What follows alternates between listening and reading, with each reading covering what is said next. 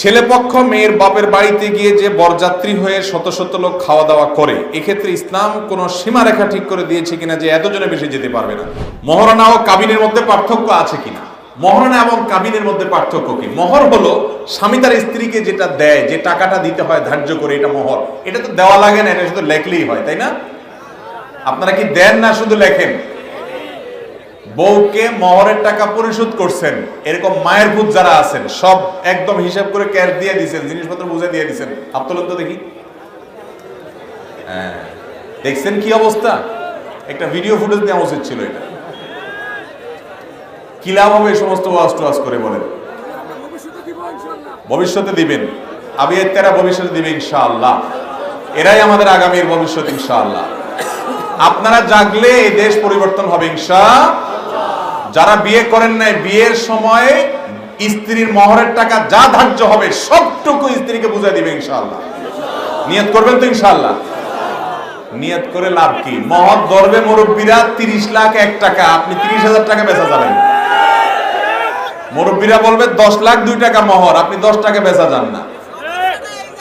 এগুলা জায়েজ নাই। সমস্যার সমাধান করতে হবে। আমার বিয়ের কথা, আমার বিয়ের সময় মহর নিয়ে যখন কথা হয়, দেখি যে এক একজন এক এক কথা বলে। আমি বললাম যে দয়া করে আমি একটু কথা বলতে চাই। বলে যে আরে ছেলে কথা বলবে। ছেলে কথা বলা তো আজকাল দোষের, তাই না? আমরা ছোটবেলায় দেখতাম বিয়ের সময় বরের হাতে একটা রুমাল ধরায় দিত। এই রুমালটা বেচারা মুখের মধ্যে দিয়ে বসে থাকতো। কিরে বাবা, গরুর মুখে মানুষ কাইট দেয় যাতে কিছু না খাইতে পারে, কিন্তু বরের মুখে এটা দেয় কেন? বিয়ের দিন তারা বেশি করে খাবে বেচারা, কিন্তু একটা রুমাল বাস করে ধরায় দেয়, বেচারা এরকম ধরে বসে থাকে। এখন এগুলো উঠে গেছে আস্তে আস্তে। এখন তো বিয়ের অনুষ্ঠানে বর আপনার কন্যা সবই নাচানাচি লাফালাফি করে, বেহায়াই আরো বাড়ছে, কিন্তু তখন এটা ছিল।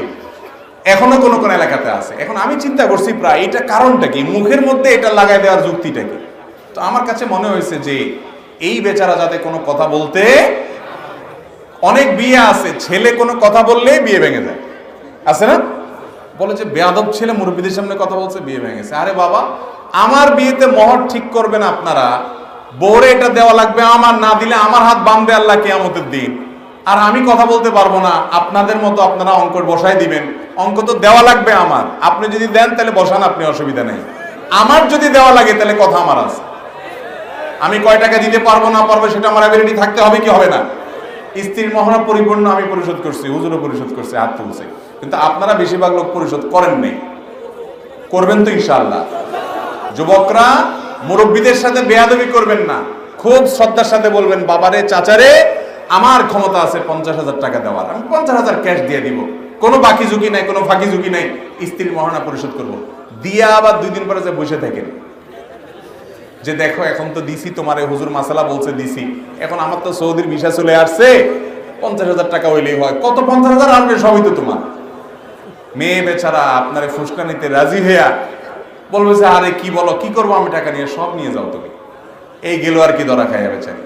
আমার দেশে মেয়েরাও সোজা, খবরদার এই সমস্ত 2 নম্বরই করবেন না, সম্পূর্ণ পাই পাই করে তাই বুঝাই দিবেন। মনে থাকবে তো ইনশাআল্লাহ। অতএব এই মহর হলো স্বামী তার স্ত্রীকে যেটা দেয় এটা দিয়ে দিতে হবে। দেওয়ার পর তিনি কি তার বাপের বাড়িতে নিবেন, আপনাকে দিবেন, দান করবেন, খেয়ে ফেলবেন, এটা তার, এটা নিয়ে আপনি কোনো প্রশ্ন করতে পারবেন না, কোনো সে করবেন না, স্ত্রীকে অধিকার দিবেন। মনে থাকবে তো ইনশাআল্লাহ। আচ্ছা, কাবিন হলো সাধারণত কাবিন নামা বলে, বিয়ের যে চুক্তি হয় যে কাগজ, ওইটারে কাবিন নামা বলে। আর ওইটা হলো মহর, হলো ওইটা টাকাটা। ছেলে পক্ষ মেয়ের বাপের বাড়িতে গিয়ে যে বরযাত্রী হয়ে শত শত লোক খাওয়া দাওয়া করে, এক্ষেত্রে ইসলাম কোন সীমারেখা ঠিক করে দিয়েছে কিনা যে এতজনে বেশি যেতে পারবে না? খুব সুন্দর এবং দরকারি একটা প্রশ্ন। ভাইরা আমার, বিয়ে করতে গিয়ে এই অনাচারটা করেন নাই এমন মায়ের ছেলে এই মজলিসেও খুব কম আছেন। এটার নাম দিছে আমাদের দেশে বরযাত্রী। আমি এটাকে সবসময় বলি বদযাত্রী। কেন বদযাত্রী বলি? বিয়ে উপলক্ষে ছেলে হিসাবে আপনি যাচ্ছেন বিয়ে করতে, আপনার সাথে 2 জন সাক্ষী থাকবে, আপনার অভিভাবক থাকবে, কয়েকজন থাকতে পারে যৌক্তিক, কিন্তু আপনি কি করছেন? বিয়ে উপলক্ষে রীতিমতো চুক্তি করতেছেন যে আমাদের তরফ থেকে 200 লোক যাবে। আপনাদের এলাকা হয় এগুলা? 300 লোক লাগবে, 500 লোক যাবে, তাদেরকে খাওয়াইতে হবে। কে? মেয়ের বাপ।